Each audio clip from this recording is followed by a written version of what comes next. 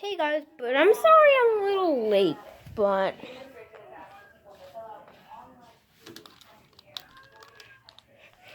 this is my 4x4 Rubik's Cube. I'll show you how to make a donut hole pattern. So you're going to do the same on 3x3, except you're going to do wides, like that. That's how you make the donut hole. You're just going to do the same steps on a 3x3 Rubik's Cube.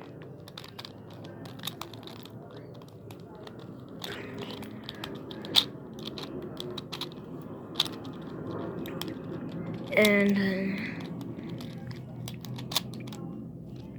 there's your donut hole, and I'm going to solve it. Find the layers, and there you have it. It's solved.